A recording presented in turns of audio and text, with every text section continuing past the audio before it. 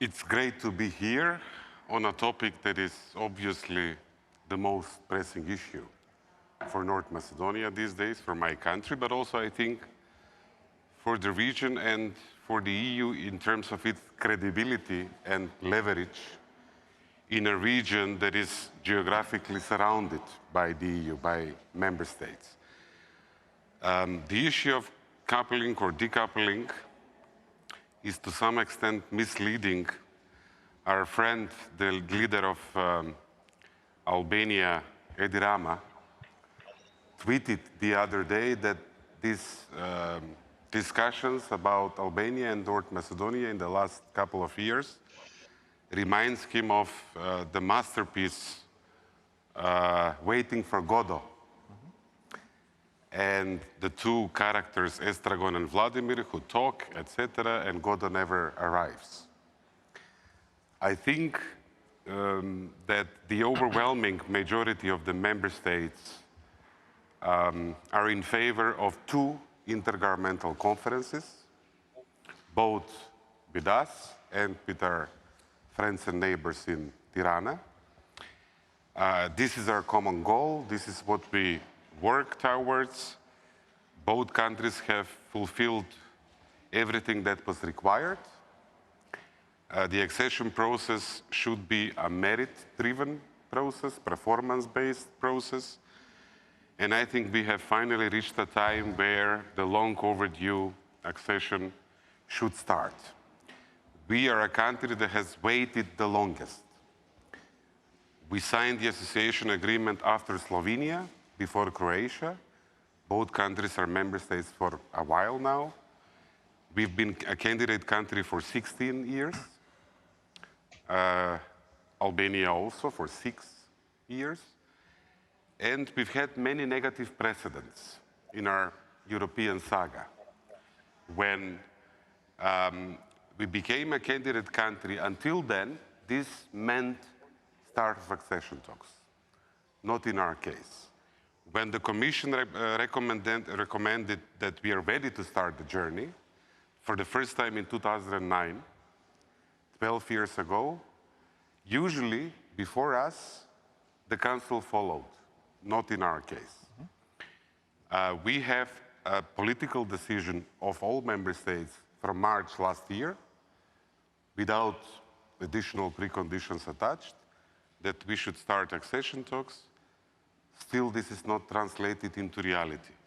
So our case essentially is a test for the European Union whether we in the region, in the Western Balkans, can trust the European Union, and whether the European perspective, the promise of Thessaloniki 2003, reiterated in Sofia in May 2018, still stands. Yes, this is the key question at the moment. I think the stakes are really high this time. And it's becoming impossible for us to sustain and to continue to talk about the European perspective to the citizens of North Macedonia. I think this reflects to some extent also among other countries. I had an echo, so I'm going to take this out in the region. There is a big stake for the European Union because promises were made, and if promises are not kept, this sends a very negative message.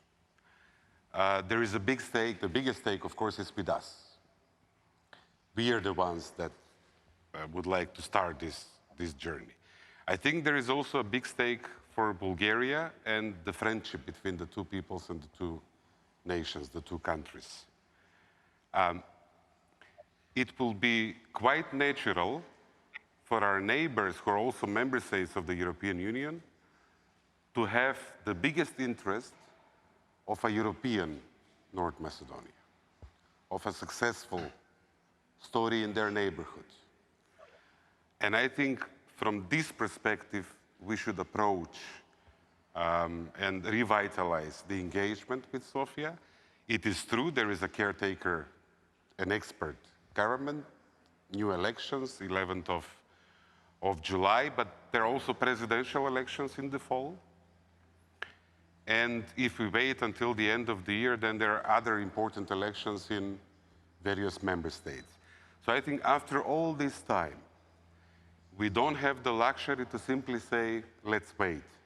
I think we have to try to seize the moment, to find a way to overcome the obstacle. And I see this as a win-win-win or a lose-lose-lose scenario. We don't have a scenario where Bulgaria wins and North Macedonia loses. We are both losers or both winners. And the European Union is in the same basket as well. We've tried. There were efforts by Commissioner Várhelyi, by the German presidency in the past. We have the Portuguese presidency now, that a country that is an honest broker. They're far from us. And I think we have an opportunity to return the momentum of the European idea in the Balkans, because we are very close to losing that momentum because of this failure and because of different layers of disappointments on other issues. So this is not really a blame game. I think we have to see this as an opportunity. We really did a lot. We had a democratic U-turn in the last years. The Commission itself repeatedly issued recommendations that we are ready. We solved an issue that was a problem for 25 years. We received international and European praise. We have a friendship agreement with Bulgaria, and we are committed to implement that friendship agreement. But it's really high time to start this journey. So I cannot underscore more how big the stakes are. For me, as a person who is a member of the cabinet in Skopje, responsible for European integration, I will really find it increasingly difficult to talk about the European perspective if the EU doesn't deliver, because then we cannot deliver to the people. We are, first of all, the geographic argument.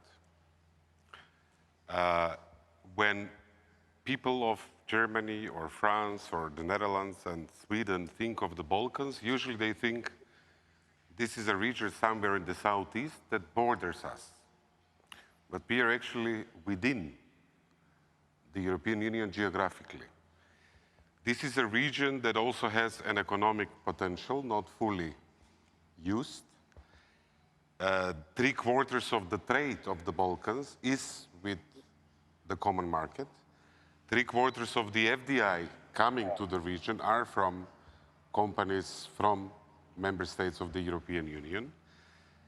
This is a region that is increasingly aligned with European policies, not only on security and foreign issues, but also in many other areas. This is a region that has common security interests with Europe.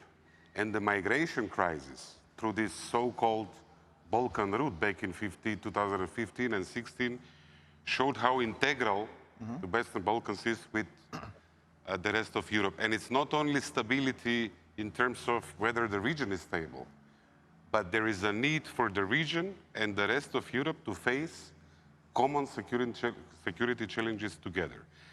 We are all better off, the member states, the people of Europe and the people of the region, who are also people of Europe in many ways, if this region is fully aligned, fully integrated, and we invest so that there is economic convergence, and that these are great European democracies with economic prosperity. The other option is to ignore the region. I think this is much more costly. And instead of the region becoming European, families of the Balkans will go and have a European way of life in the member state one by one, individually. So in a way, we are in a race against time to make it happen. And if Europe cannot make a difference for the better. In this region, when there is a promise, when there are tools, when there are EPA mechanisms, funds, etc., then the ambition of Europe to be a geopolitical player globally, beyond its borders, will be very difficult to fulfill.